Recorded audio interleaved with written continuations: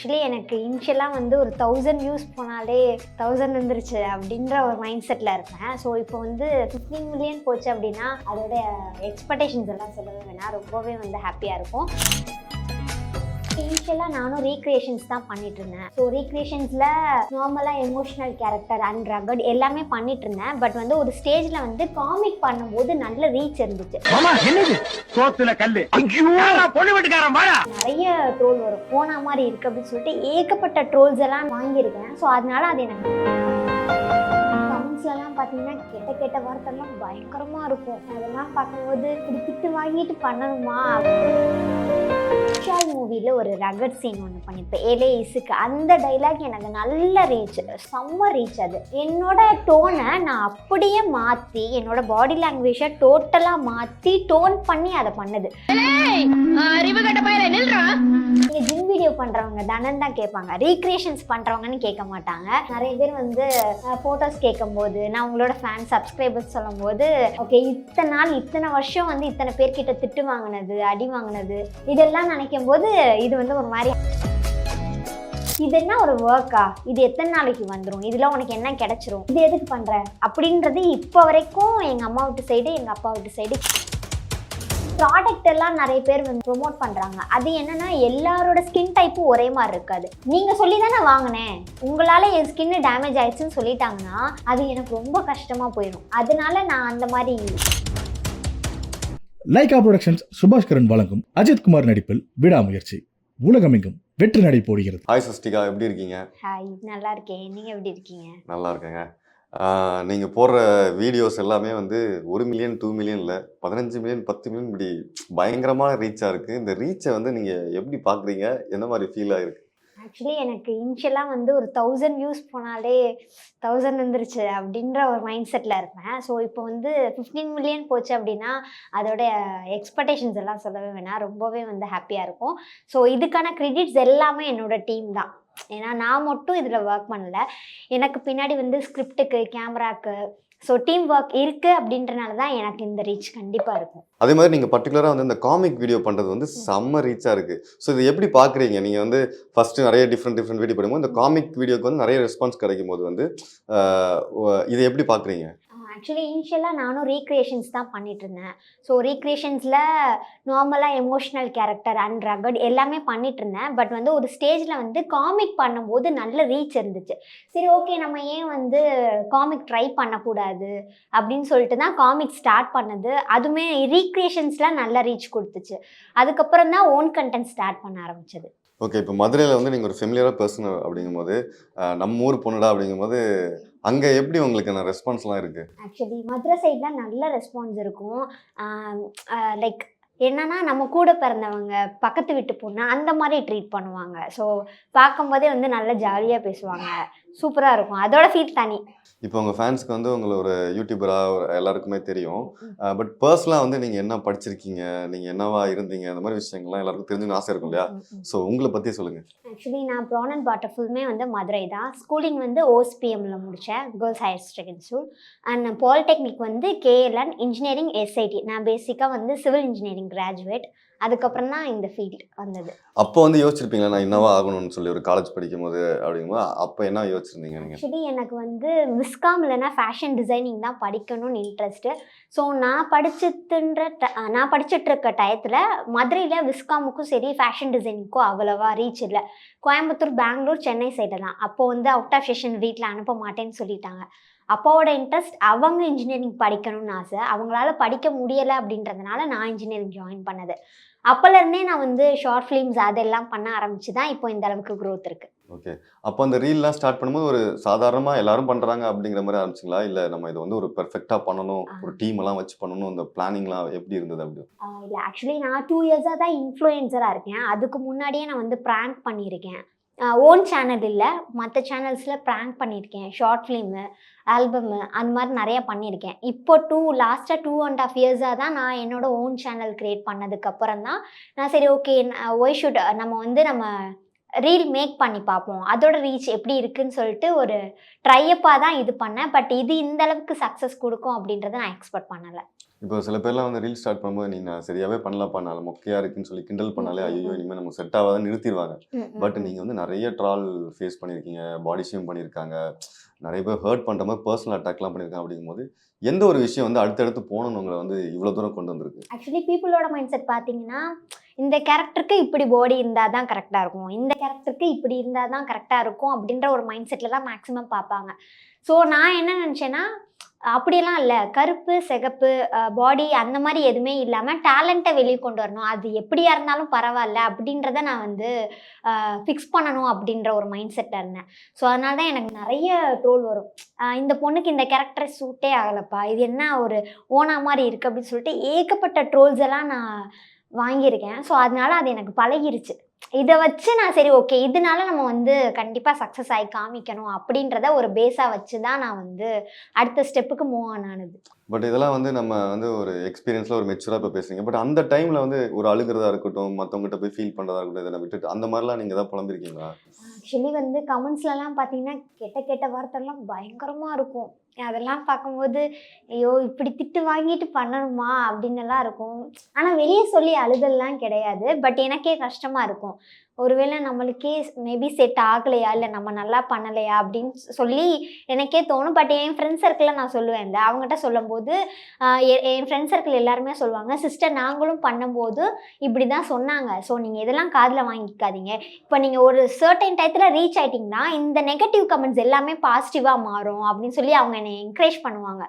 So அது மூலமாக தான் நான் வந்து அடுத்து கண்டினியூ பண்ண ஆரம்பிச்சது. இல்லைனா இனிஷியலாகவே நான் விட்டுருப்பேன். ஓகே, உங்களை சுற்றி உள்ளவங்க உங்கள் ஃப்ரெண்ட்ஸ் எல்லாம் வந்து ஒரு சப்போர்ட்டிவாக இருந்துருக்குறாங்க.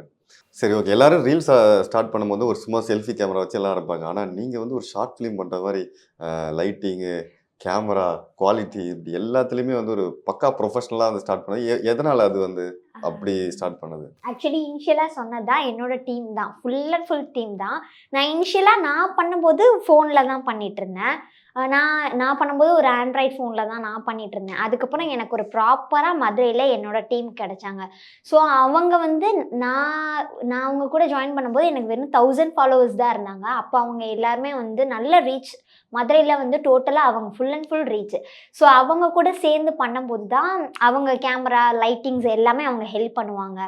கோ ஆர்டிஸ்ட்டுக்குமே அவங்க நல்லா ஹெல்ப் பண்ணுவாங்க. நான் இவ்வளோ தூரம் டோன்ட் ஆயிருக்கேன் அப்படின்னா டோட்டலாக அவங்களோட சப்போர்ட் தான். எனக்கு இப்படி வரல அப்படின்னாலும் இதை இப்படி பண்ணுங்க நல்லாயிருக்கும், இந்த மாதிரி காஸ்டியூம்ஸ் நீங்கள் எடுத்துகிட்டு வாங்க அப்படின்னு சொல்லி அவங்க சைடும் ஒரு சைடு சஜஸ்ட் பண்ணுவாங்க. ஸோ அது எல்லாமே டோட்டலாக என்னோட சக்ஸஸ்க்கான டோட்டல் எல்லாமே என்னோட ஃபேமிலி அண்ட் என்னோட ஃப்ரெண்ட்ஸ் தான், என்னோட டீம்மேட்ஸ். இப்போ வந்து அப்போ வந்து எல்லாருமே வந்து நீங்கள் ஒல்லியாக இருக்கீங்க இந்த மாதிரிலாம் ட்ரால் பண்ணும்போது, இப்போ வரைக்கும் நீங்கள் அப்படி தான் இருக்கீங்க அப்படிங்கும்போது ஏதாவது நீங்கள் ட்ரை பண்ணீங்களா? அந்த மாதிரி ஃபிட்னஸ் அப்போ குண்டாகணும் எல்லாரும் என்ன ஒல்லியாக இருக்குன்னு சொல்கிறாங்க, அந்த மாதிரிலாம் ஏதாவது ட்ரை பண்ணியிருக்கீங்களா?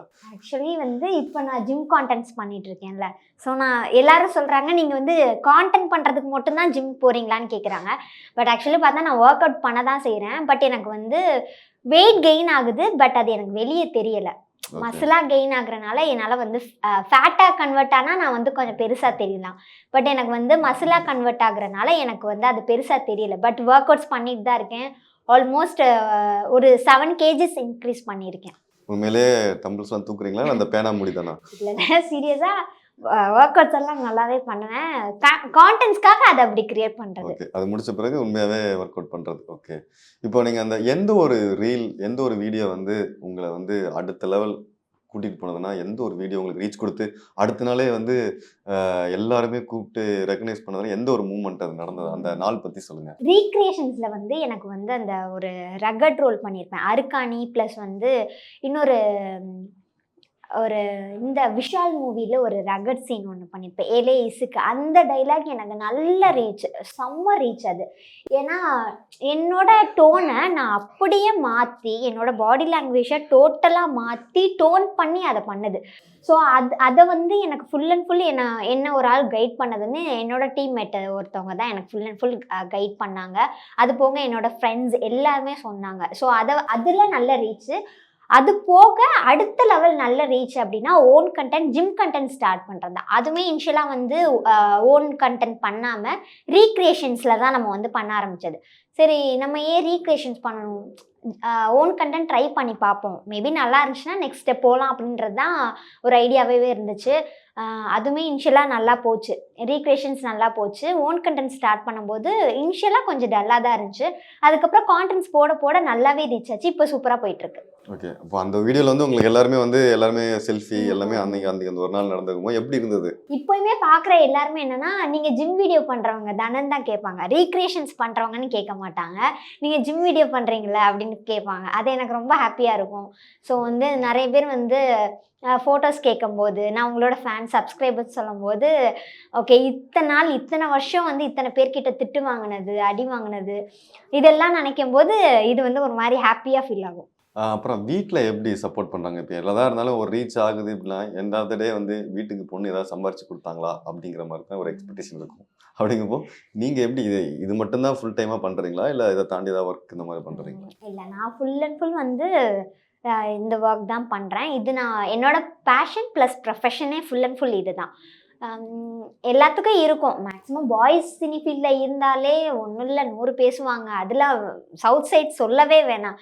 பொண்ணு இது உனக்கு தேவை, ஆஸ் யூஷுவல் சொல்கிறது தான்.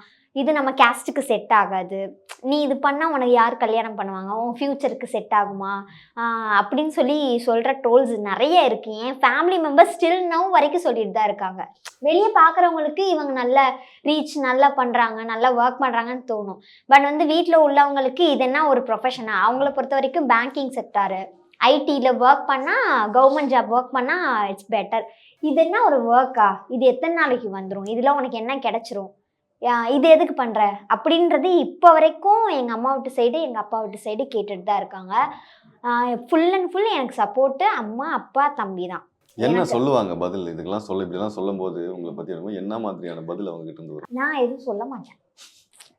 இந்த காதில் வாங்கி இந்த காதில் விட்டுருவேன். நான் எதுக்கு அவங்களுக்கு, என்னோட சக்ஸஸ் தான் அவங்ககிட்ட பேசமே தவிர்த்து நான் பேசக்கூடாதுன்னு தான் நான் நினைப்பேன். ஸோ இனிஷியலாக வந்து அம்மாவும் அப்பா எல்லாருமே, அம்மா அப்பா 2 பேருமே வந்து அவங்களும் இதை தான் சொன்னாங்க, வேணாம்ப்பா நம்ம கேஸ்ட்டுக்கு செட் ஆகாது வைக்காது அப்படின்னு தான் சொன்னாங்க. பட் எனக்கு ஒரு க்ரோத் வந்ததுக்கப்புறம் தான் அவங்களுமே நம்ப ஆரம்பித்தாங்க. சரி பொண்ணு ஏதோ பண்ணுறா, எதுலேயோ ஒரு இதில் சக்ஸஸ் ஆயிடுவான்னு சொல்லிட்டு அவங்க நம்ப ஆரம்பிச்சது.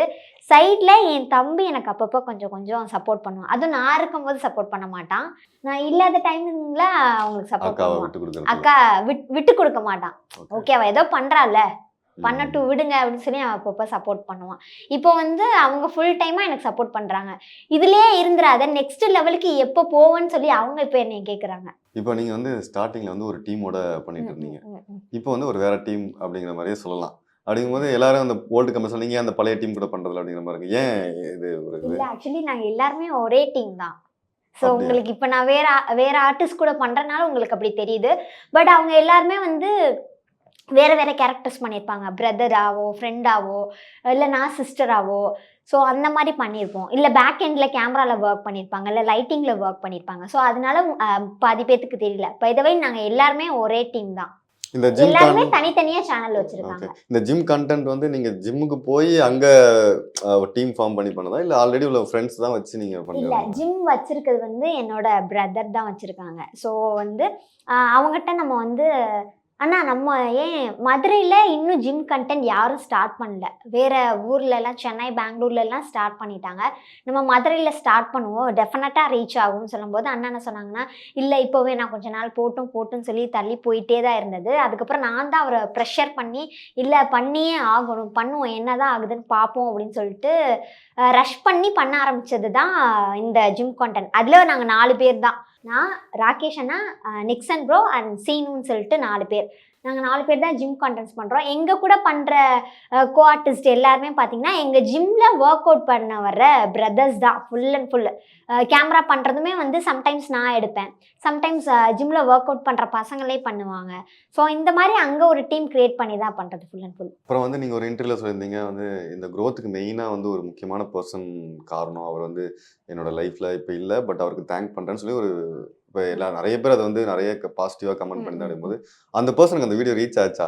அவங்களுக்கு ரீச் ஆகும் ரீச் ஆகக்கூடாதுன்னு எல்லாம் நான் சொல்லலை. ஓகே.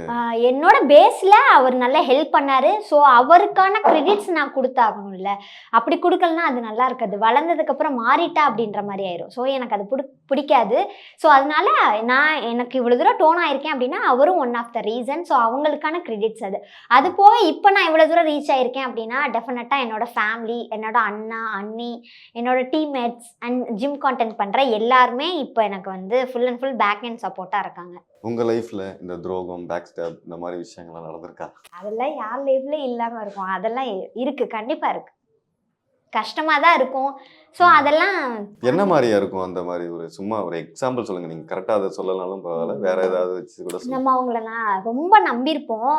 முன்னாடி நல்லா பேசுவாங்க. ஆனால் பின்னாடி போய் நம்மளை பற்றி அவ்வளோ கேவலமாக பேசும்போது இவங்களையே அப்படி நம்பணும் அப்படின்னு சொல்லி நினைக்கும் போது ரொம்ப கஷ்டமாக இருக்கும். என் கூட படித்த ஃப்ரெண்ட்ஸே சொல்லியிருக்காங்க. அது யாருன்னு மேலாக ஃபீமேலானலாம் சொல்ல விரும்பலை. பட் என் கூட படித்த ஃப்ரெண்டு ஒருத்தவங்க இன்னொருத்தவங்ககிட்ட சொல்லியிருக்காங்க. ஸோ அவங்க என்கிட்ட சொல்லும் போது எனக்கு அது ரொம்ப கஷ்டமாக இருந்துச்சு. ஸோ அவங்களுக்கு பர்சனலாக நம்ம எவ்வளவோ பண்ணியிருக்கோம். ஸோ இவங்க ஏன் இப்படி சொல்லணும்? பிடிக்கல அப்படின்னா ஃப்ரெண்ட்லேயே சொல்லிட்டு போயிடலாம்ல. அது எதுக்கு முன்னாடி நல்லதாக பேசிட்டு பின்னாடி போய் இப்படி பேசணும் அப்படின்ற மாதிரி தான் தோணுச்சு. அதெல்லாம் எப்படி ஹேண்டில் பண்ணீங்க? அடுத்த வாட்டி அந்த பர்சனை பார்க்கும்போது சிரிச்சுட்டே நல்லா இருக்கியா, நான் நல்லா இருக்கேன், நீ நல்லா இருக்கியா, வீடியோலாம் நல்லா பண்ணுற, தேங்க்யூ ஸோ மச் அப்படின்னு சொல்லிட்டு சிரிச்சுட்டே மூவ் ஆன் ஆகிறது தான். அதை விட்டுட்டு பழி வாங்குற அளவுக்குலாம் நம்மளுக்கு நேரம் இல்லை ப்ரோ. நம்மளோட லைஃப் அடுத்த டார்கெட் என்னவோ அதை பார்த்துட்டு போகணும். இப்போ வந்து உங்களை வந்து ஒரு மினி ஸ்க்ரீன்லேயே பார்த்துட்டு இருக்கோம். ஒரு ஷார்ட் ஃபிலிம் இந்த மாதிரி விஷயங்களை எப்போ வந்து ஒரு பிக் ஸ்க்ரீன், ஒரு டெலிவிஷன் இந்த மாதிரி விஷயங்களை பார்க்கலாம்? கண்டிப்பாக வரும். ஃப்யூச்சரில் ப்ராசஸ் போயிட்டுருக்கு. அடுத்தடுத்த ப்ராஜெக்ட்ஸ் கண்டிப்பாக வரும். அஃபிஷியலாக டீம்லேருந்து சொல்லும் போது நானே வந்து என்னோட யூடியூப் சேனலில் நான் இன்ஸ்டாவில் நான் அஃபிஷியலாக போஸ்ட் பண்ணுறேன். பர்டிகுலராக அவங்களுக்கு வந்து யார் மாதிரி ஒரு இன்ஸ்பிரேஷன், இவங்கள மாதிரி நான் வரணும், ஒரு தமிழ் சினிமாவில் இந்த மாதிரி ஒரு இடத்த பிடிக்கணும் அப்படின்னா உங்களுக்கு என்ன மாதிரி ஆசை? ஆக்சுவலாக நான் அவங்கள மாதிரி வரணும், இவங்கள மாதிரி வரணும்னுலாம் நான் எக்ஸ்பெக்ட் பண்ணதில்லை. எனக்கு என்ன வருமோ அதை நான் வந்து வெளி காமிக்கணும் அப்படின்றத என்னோட ஃபர்ஸ்ட் திங். ரெண்டாவது, நான் என்ன கேரக்டர் கொடுத்தாலும் நான் நல்லா பண்ணுவேன்றது டேம் ஷுவராக என்னால் சொல்ல முடியும். ஸோ ஒரு காமிக் ஆர் ரெகட் ரோல் இல்லைனா எமோஷ்னலாக ஏதோ ஒரு கேரக்டர் கொடுத்தாலும் சரி, எந்த கேரக்டர் கொடுத்தாலும் ஆஸ் அ கேரக்டர் ஆர்டிஸ்ட்டாக சூப்பராக பண்ணணும் அப்படின்றது மட்டும்தான் என்னோட ஒரு இன்டென்ஷன்ஸ். நான் வந்து ஹீரோயினாக தான் பண்ணுவேன், நான் வந்து ஹீரோயின் சிஸ்டராக தான் பண்ணுவேன் அப்படின்றதெல்லாம் இல்லை. நமக்கு எந்த ரோல் கொடுத்தாலும் ஒரு 10 நிமிஷம் ஒரு மூவியில் வந்தாலும் அந்த 10 நிமிஷமே ஒர்த்தாக இருக்கணும் அப்படின்றது மட்டும்தான் என்னோட தாட். நீங்கள் பர்சனலாக இந்த ஆடிஷன் இந்த மாதிரி ஒரு படங்களுக்கு இந்த மாதிரி விஷயங்கள்லாம் வந்து ட்ரை பண்ணியிருக்கீங்களா? அதெல்லாம் ட்ரை பண்ணிட்டு தான் இருக்கேன். எவ்வளோ பெரிய வளர்ந்த ஆர்டிஸ்டே இப்போ வரைக்கும் ஆடிஷன் அட்டன் பண்ணிட்டு தான் இருக்காங்க. நம்மலாம் 100ல் ஒரு 10% தான் வளர்ந்துருக்கோம். ஸோ நம்ம டேரக்டர்லாம் டெஃபினட்டாக போக முடியாது. ஏன்னா இந்த ஃபீல்டை பொறுத்த வரைக்கும் காம்படிஷன்ஸ் அதிகம். ஸோ நமக்கான எஃபர்ட் நம்ம போட்டுகிட்டே தான் இருக்கணும். நம்மளுக்கு எவ்வளோ தான் ஸ்கில்ஸ் இருந்தாலும் அடுத்தடுத்து நம்ம வந்து க்ரோ பண்ணிகிட்டே தான் இருக்கணும். ஸோ அதனால் ஆடிஷன்ஸ் எல்லாம் வந்து தாராளமாக அட்டன் பண்ணுவேன். இப்போது சில ஆடிஷனில் நம்ம ரிஜெக்ட் ஆகும், சில இதில் செலக்ட் ஆகும் அப்படிங்கும்போது நீங்கள் அந்த மாதிரிலாம் ஃபேஸ் பண்ணியிருக்கீங்களா? அதெல்லாம் நிறைய சொல்லுவாங்க. ஸோ சொல்லும் போது தான் நம்ம என்ன மிஸ்டேக் பண்ணுறோம் அப்படின்றது நம்மளுக்கு தெரியும், நம்மளால் திருத்திக்க முடியும். அதனால நான் அது எல்லாமே பாசிட்டிவாக தான் எடுத்துகிட்டு போவேன். ஸோ இப்படி சொல்லிட்டாங்களே ஒரு நாள் நம்மளுக்கு வராதா அப்படின்லாம் டல் ஆக மாட்டேன் எப்போயுமே. அதை பாசிட்டிவாக எடுத்துகிட்டு வராததை எப்படி அடுத்து நம்ம வந்து டெவலப் பண்ணி கொண்டு போகணும் அப்படின்றது தான் நான் யோசிப்பேன். இப்போ ரிஜெக்ஷன் சொல்லும் போது அதுக்கான காரணம் என்னவா சொல்லுவாங்க? ஆக்சுவலி நான் கேட்பேன். ஒரு சில பேர் சொல்லுவாங்க, உங்களுக்கு வந்து இந்த ரோலுக்கு இந்த பாடி செட் ஆகலை அப்படின்னுவாங்க. மெயின் திங் வெயிட்டு தான் ப்ரோ, வெயிட் இல்லை, லீனாக இருக்கீங்க அப்படின்வாங்க. ஒரு சில பேர் வந்து ரொம்ப சின்ன பொண்ணாக இருக்கீங்கன்னுவாங்க. ஒரு சில பேர் வந்து மெச்சூர்டாக வேணும் அப்படின்வாங்க. ஸோ இந்த மாதிரி ஒரு சிலது தான் இருக்கும். மற்றபடி ஆக்டிங் வைஸ் எதுவும் சொன்னது கிடையாது. பாடி அண்ட் ஸ்கின் டோன் தான் மேக்ஸிமம் ரிஜெக்ஷன்ஸ் ஆகும் ஒரு சில ப்ராஜெக்ட்டுக்கு பொறுத்த வரைக்கும். இப்போ இந்த ஃபீல்டில் வந்து இப்போ நீங்கள் ஒரு லைம் லைட்டில் நல்லா இருக்கீங்க அப்படிங்கும்போது எல்லாரும் ஒரு பயன்படுத்துகிற விஷயம், இதெல்லாம் வந்து கொஞ்சம் நாளைக்கு தான்ப்பா, டெம்பரவரி, லைம் லைட் மாதிரி எல்லாரும் மறந்துடுவாங்க, ஸோ இது ஒரு சின்ன ஒரு லக்கு மாதிரி தான் அப்படிங்கிற மாதிரிலாம் நிறைய டிமோட் பண்ணுறவங்க இருப்பாங்க. சில பேர் வந்து அட்வைஸும் பண்ணுவாங்க. அப்படிங்கும்போது இது அடுத்த பிளான் இதெல்லாம் யோசிச்சு வச்சுருக்கலாம், ஆல்டர்னேட்டிவ் இந்த மாதிரிலாம்? நிறைய பேர் சொல்ல தான் செய்வாங்க. சினிமா வந்து எல்லாத்துக்கும் நிரந்தரம்லாம் கிடையாது. ஆனால் நம்ம எப்படி ஒர்க் பண்ணுறோன்னு ஒன்று இருக்குல்ல. இப்போ மனோரமா எடுத்துக்கோங்க, அவங்க என்ன டெய்லியுமா பண்ணிகிட்டே இருக்காங்க? இல்லை, ஏதோ ஒன்று. கோவை சரளா மேம் எடுத்துக்கோங்க, அவங்க டெய்லி வர்ற மூவி எல்லாத்துலேயுமா ஃபேஸ் வருது கிடையாது. அவங்க வருஷத்துக்கு 2-3 ப்ராஜெக்ட்ஸ் பண்ணாலும் அவங்களோட ஒர்க்குன்னு ஒன்று இருக்குது, ரிசல்ட்டுன்னு ஒன்று இருக்குல்ல. ஸோ அது மாதிரி நம்மளுக்கான ஒர்க், நம்மளுக்கான ப்ராஜெக்ட்ஸ் வந்துச்சு அப்படின்னா டெஃபினட்டாக நம்ம எப்படி ஒர்க் பண்ணுறோமோ அதை பொறுத்து மக்கள் மனசில் நம்ம வந்து இடம் பிடிப்போம் அப்படின்றது தான் என்னோட தாட். இப்போ இந்த கான்டென்ட்லாம் பண்ணுறீங்களா? இப்போ வந்து ஒரு 15 மில்லியன் வருது அப்படின்னா, ம். அடுத்த வீடியோ வெறும் 4 லட்சம் 3 லட்சம் போகும்போது அது எப்படி இருக்கும் உங்களுக்கு அந்த மனநிலை? கஷ்டமாக தான் இருக்கும். ஆக்சுவலி என்னன்னா இது எக்ஸ்பெக்டே பண்ண முடியாது. நம்ம ஒரு வீடியோ வந்து பயங்கர எஃபோர்ட் போட்டு பண்ணியிருப்போம். அந்த வீடியோலாம் பார்த்தீங்கன்னா வெறும் 50,000 60,000 வியூஸ் எல்லாம் போயிருக்கும். வெறும் 2,000 3,000 லைக் எல்லாம் வந்திருக்கும். அதெல்லாம் பார்க்கும்போது ரொம்ப கஷ்டமாக இருக்கும். ஆனால் ஒன்றுமே இல்லை, ஆன் ஸ்பாட்டில் ஒரு கான்டென்ட் எடுத்து அது பண்ணுவோம். அதெல்லாம் பார்க்கும்போது பயங்கர ரீச் இருக்கும். ஆனால் ஏதோ ரெண்டுமே நம்ம வந்து எஃபோர்ட் போட்டு தான் பண்ணுறோம். எதுவுமே எஃபோர்ட் இல்லாமல் பண்ணுறதில்ல. நஷ்டமோ கஷ்டமோ நமக்கு தான் வருது அப்படின்றனால ஒரு பக்கம் கஷ்டமாக இருந்தாலும் சரி நம்ம சேனல் தானே அப்படின்னு சொல்லிட்டு சிரிச்சுட்டு அடுத்த ஸ்டெப் போயிடும். இப்போ நல்லா எஃபோர்ட் எடுத்து ஒரு வீடியோலாம் பண்ணியிருப்பீங்க. எண்டாவது அதை எடிட்லாம் முடிச்சு பார்க்கும்போது ஃப்ரெண்ட்ஸ்லாம் இது நல்லா இல்லை, அது மொக்கையாக இருக்குது அப்படின்னு சொல்லி கில்லாம் பண்ணியிருக்கீங்களா வீடியோ? ஆக்சுவலி என்னன்னா மற்றவங்க எப்படின்னு தெரில, அந்த வீடியோ நல்லா இருந்தாலும் சரி நல்லா இல்லைனாலும் சரி நான் நடிச்சிருக்கேன், எனக்கு பின்னாடி ஒர்க் பண்ணியிருக்காங்கல்ல, ஸோ அதுக்காகவாச்சும் நான் போட்டுருவேன். ஓகே. நல்லா இருக்குது நல்லா இல்லை, வியூஸ் போகும் வியூஸ் போகாது அப்படின்றதெல்லாம் செகண்ட் திங். நம்ம எடுத்திருக்கோம், அதுக்கு டைம் ஸ்பெண்ட் பண்ணியிருக்கோம். ஸோ அதுக்காகவாச்சும் நான் அந்த வீடியோ போஸ்ட் பண்ணிடுவேன். டெலிட் எல்லாம் எதுவுமே பண்ண மாட்டேன். ஒரு வீடியோ ரிலீஸ் பண்ணுறதுக்கு முன்னாடி ஒரு 5 பேர்ட்ட ஒப்பீனியன் கேட்பீங்களா எப்படி இருக்கு அந்த மாதிரி? அது யார்ட்டையும் கேட்க மாட்டீங்க? ஏன்னா ஒப்பீனியன் கேட்டால் ஒருத்தவங்களுக்கு ஒரு மைண்ட் செட் இருக்கும். நம்மளுக்கு என்ன ஒருவேளை நம்ம தான் நல்லா பண்ணலையே அப்படின்னு சொல்லிட்டு நம்மளே ஒரு மாதிரி டீமோட்டிவேட் ஆயிரும். அதனால அது யார்ட்டையுமே நான் எதுவுமே கேட்க மாட்டேன். ஸோ மேக்ஸிமம் எடிட் பார்ப்பேன், எனக்கு பிடிச்சிருந்துச்சு அப்படின்னா நானே ஒரு 2 தடவை பார்த்து ரசிப்பேன். பிடிச்சிருந்துச்சுன்னா அப்லோட் பண்ணிடுவேன், அவ்வளோதான். இப்போ வந்து நிறைய பெண்கள் வந்து இப்போ நீங்களாம் வந்து ஒரு மாதிரி பாசிட்டிவாக இந்த மாதிரி ஒரு கான்டென்ட் எடுத்துப்போம். சில பேர் வந்து ஈஸியாக ரீச் ஆகிறதுக்கு வந்து இந்த ட்ரெஸ்லாம் கொஞ்சம் கம்மி பண்ணிட்டு இந்த மாதிரி விஷயங்கள்லாம் பண்ணுறாங்க. இதெல்லாம் நீங்கள் எப்படி பார்க்குறீங்க? அது அவங்களோட விஷ், அது நம்ம எதுவும் சொல்ல முடியாது. எனக்கு என்னன்னா முன்னாடி ஒன்று பேசிட்டு பின்னாடி ஒன்று பேசுறது எனக்கு சுத்தமாக பிடிக்காது. ஸோ என்னை இப்போ நீங்கள் ஆன் ஸ்க்ரீனில் பார்க்கும்போது என்ன மரியாதை கொடுக்குறீங்களோ ஆஃப் ஸ்க்ரீன்லேயே அதே மரியாதை கொடுக்கணும் அப்படின்றது தான் நான் நினைப்பேன். அதுக்கு மெயின் திங் வந்து நம்ம எப்படி கான்டென்ட் க்ரியேட் பண்ணுறோம், நம்ம எப்படி ட்ரெஸ் பண்ணுறோம், நம்மளோட டேலண்ட் எப்படி போகுது அப்படின்றது தான் என்னோட பாயிண்ட் ஆஃப் வியூவில் பார்ப்பேன். ஸோ அதனால் எனக்கு இந்த வே ஆஃப் ஸ்டைல் பிடிச்சிருக்கு, அதனால நான் அப்படி பண்ணுறேன். அவங்களுக்கு அந்த வே ஆஃப் ஸ்டைல் பிடிச்சிருக்குன்னா தாராளமாக பண்ணிட்டேன். அதுலலாம் நான் என் ஃப்ரெண்ட்ஸ் சர்க்கிளையுமே நிறைய பேர் பண்ணுறாங்க, அதெல்லாம் நான் எதுவும் சொல்ல மாட்டேன். அது அவங்களோட விருப்பம், அவங்க வீட்டில் அலோவ் பண்ணுறாங்க, ஸோ அவங்களுக்கு அது பிடிச்சிருக்கு. எனக்கு அது அன்கம்ஃபர்டபுளாக இருக்கும். ஏன்னா நம்ம வெளியே போனால் 4 பேர் மரியாதையாக உங்களோட ஃபாலோவர்ஸுங்க அப்படின்னும் போது நம்மளுக்கு வந்து அது பார்க்கும்போது வந்து ஹாப்பியாக இருக்கணுமே தவிர்த்து இந்த வீடியோ போட்டு ஃபாலோவர்ஸ் வந்தால் எனக்கு அது விருப்பம் இல்லை. அதனால வீடியோ போடுறவங்க நான் தப்பு சொல்லலை, அது அவங்களோட விருப்பம், எனக்கு அது பிடிக்கல. அதே மாதிரி நிறைய இன்ஃப்ளூயன்சர் வந்து இந்த ஸ்கேம் பண்ணுறாங்க, ப்ரொமோஷன் பெய்ட் ப்ரொமோஷன் பண்ணி மக்களை வந்து நிறைய பேர் சீட் பண்ணுறாங்க சொல்ல நிறைய பேர் நீங்கள் பார்த்துருப்பீங்க. ஸோ இதெல்லாம் பார்க்கும்போது இப்போ நீங்கள் ஏதாவது ஒரு விஷயங்கள் வந்து பண்ணும்போது பார்த்து பண்ணுவீங்களா? நம்ம ஆமாம், ஆக்சுவலி என்னென்னா நிறைய இப்போ இருக்க இன்ஃப்ளூயன்ஸ் வந்து இந்த கேமிங் ட்ரேடிங் ஆப்பு, அப்புறம் வந்து இந்த எம்எல்எம் ரிலேட்டட் அந்த மாதிரி நிறைய ப்ராஜெக்ட்ஸ் பண்ணிகிட்டு இருக்காங்க. ஸோ அதில் எனக்குமே வருது, வரலாம் இல்லை. ஒரு ரீலுக்கு குறைஞ்சது 15,000 20,000லாம் கொடுக்குறேன்னு சொல்லுவாங்க. நான் பேமெண்ட்டுக்கு எக்ஸ்பெக்ட் பண்ணுறேன்னா நான் எவ்வளோ பண்ணிட்டு போயிருக்கலாம். ஆனால் எனக்கு அது கிடையாது. என்னை நம்புகிறவங்களுக்கும் என்னை ஃபாலோ பண்ணுறவங்களுக்கும் நான் உண்மையாக இருக்கணும். 2வது நான் இருக்க இந்த ஃபீல்டுக்கு நான் உண்மையாக இருக்கணும்னு நினைப்பேன். ஏன்னா சினிமாவை நம்பினோர் கைவிடப்படார் அப்படின்றது என்னோட பழமொழியாக நான் வச்சுக்கிறேன். அதனால நான் எப்படி நடந்துக்கிறேனோ அதை பொறுத்து தான் எனக்கான ஒரு கிரெடிட்ஸ் கிடைக்கும். அதனால எனக்கு இந்த சைடு வர்றது பிடிக்காது, அதனால நான் பண்ண மாட்டேன். எனக்காவது தெரியாமல் ப்ரொமோட் பண்ணி ஏதாவது ஒரு ப்ராடக்ட்டுக்கு வந்து கஸ்டமர்ஸ்லாம் வந்து உங்களுக்கு டைரெக்டாக மெசேஜ் பண்ணி திட்டிருக்காங்களா? இல்லை, அந்த மாதிரி நான் பண்ணதே இல்லையா. பண்ணியிருந்தா நான் திட்டு வாங்கியிருக்கலாம். நான் பண்ணுறது மேக்ஸிமம் காஸ்டியூமுக்கு, ஜுவல்லரிக்கு, ஸோ ஒரு ஷாப் போய் விசிட் பண்ணுறது, நேரடியாக கண்ணுக்கு முன்னாடி என்ன தெரியுதோ அதுதான் நான் பண்ணுவேனே தவிர்த்து கண்ணுக்கு தெரியாததோ இந்த வீட்டில் வச்சு பண்ணுறேன் அப்படின்றது அந்த மாதிரி நான் பண்ண மாட்டேன். ஏன்னா இப்போ ப்ராடக்ட் எல்லாம் நிறைய பேர் ப்ரொமோட் பண்ணுறாங்க. அது என்னென்னா எல்லாரோட ஸ்கின் டைப்பும் ஒரே மாதிரி இருக்காது. ஒரு சில பேருக்கு ஆயிலியாக இருக்கும், ட்ரையாக இருக்கும், காம்பினேஷனாக இருக்கும். ஸோ அப்படி இருக்கும்போது எனக்கு செட் ஆகுறது உங்களுக்கு செட் ஆகாது. நீங்கள் சொல்லி தானே வாங்கினேன், உங்களால் என் ஸ்கின்னு டேமேஜ் ஆயிடுச்சுன்னு சொல்லிட்டாங்கன்னா அது எனக்கு ரொம்ப கஷ்டமாக போயிடும். அதனால நான் அந்த மாதிரி விஷயங்கள் பண்ண மாட்டேன். இதே போல் ஒரு ஜுவல்லரி ஷாப்புக்கு போகிறோம், இல்லை ஒரு காஸ்டியூமுக்கு போகிறோன்னா அங்கே போயிட்டு அவங்க கண்ணுக்கு எதிர்க்க பார்ப்பாங்க, இது ஒரிஜினலா என்ன ஏது எல்லாமே பார்த்து விசாரித்து வாங்குவாங்க. ஸோ அந்த மாதிரி இருந்தால் நம்மளுக்கும் பிரச்சனை இல்லை, அவங்களும் ஹாப்பியாக இருப்பாங்க, அதனால யாரும் ஏமாற மாட்டாங்க. இப்போ உங்கள் ஸ்வஸ்திகாவோட ஃபேன்ஸுக்கெல்லாம் வந்து இப்போ வந்து நீங்கள் சிங்கிளாக கமிட்டடாக இருந்த பெரிய நெக்ஸ்ட் கொஸ்டின் இருக்கும். நீங்கள் சிங்கிளாக ஒரு கமிட்டட்? Always single. சிங்கிள். டெஃபினட்டாக எந்த ஃபீல்டெல்லாம் இருந்தால் சிங்கிளாக இருந்தால் பிரேக்கப் லைஃப்பில் இந்த மாதிரி பிரேக்கப் லவ் இந்த மாதிரிலாம் இருந்திருக்கா? அதெல்லாம் இருக்கும், இல்லாமல் எப்படி இருக்கும்? அப்படியெல்லாம் இந்த ஜென்ரேஷனில் யாராலையும் இருக்க முடியாதுங்க. அப்படின்னா நம்மளா தான் யாராச்சும் வந்து க்ளோன் ரெடி பண்ணி தான் அனுப்பணும். எத்தனை வாட்டி அடி வாங்கியிருப்பீங்க? 2 தடவை அடி வாங்கிருக்கேன். 2 வாட்டி அடி வாங்கியிருக்கீங்க. அந்த 2 தடவை அடி வாங்கினதோட நிப்பாட்டிட்டு அடுத்த அடி நம்ம வந்து சினிமாவுக்கு போயிடணும் அப்படின்றனால அடி மேலே அடி எடுத்து வச்சு நான் போயிட்டு ஓ இருக்கேன். சூப்பர். உங்களை பொறுத்த வரைக்கும் ரிலேஷன்ஷிப் பொறுத்த வரைக்கும் இந்த ரெட் ஃப்ளாக் க்ரீன் ஃப்ளாக்லாம் சொல்லுவாங்களே, அது சொல்லுங்க. ஃபர்ஸ்ட் ஆஃப் ஆல் என்னை பொறுத்த வரைக்கும் லாயலாக இருங்க, அது மட்டும்தான். அது க்ரீன் நீங்கள் ஃப்ளாக். வந்து பிஃபோர் மேரேஜ் ஆர் ரிலேஷன்ஷிப் எப்படினாலும் இருந்துக்கோங்க. ஒரு ரிலேஷன்ஷிப் அப்படின்னு வந்துருச்சா இட்ஸ் அ கமிட்மெண்ட்.